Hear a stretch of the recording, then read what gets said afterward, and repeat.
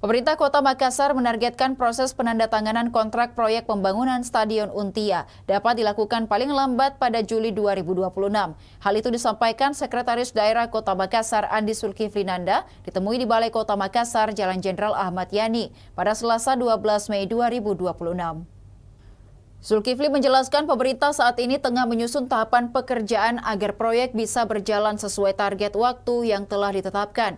Meskipun proyek Stadion Untia dilaksanakan secara multi-years, namun pelaksanaannya tetap dibagi dalam beberapa tahapan pekerjaan yang terukur.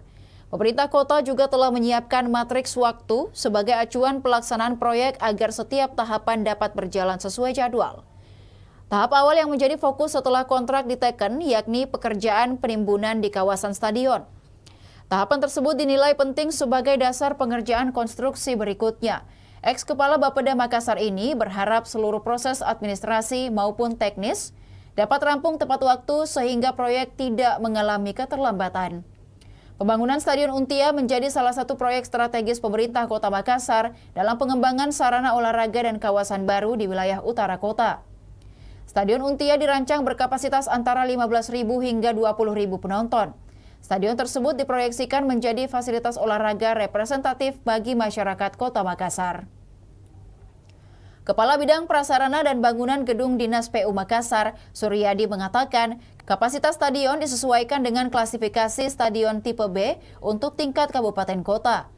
Menurutnya, Pemkot Makassar memilih angka tengah dari rentang kapasitas tersebut agar stadion tetap ideal dan realistis dari sisi pembiayaan.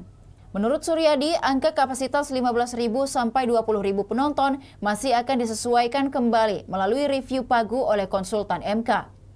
Proyek Stadion Untia dirancang sebagai pekerjaan multi-years atau tahun jamak.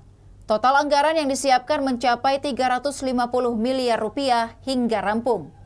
Sementara untuk alokasi tahun 2026, Pemkot Makassar menyiapkan dana sebesar 124 miliar rupiah.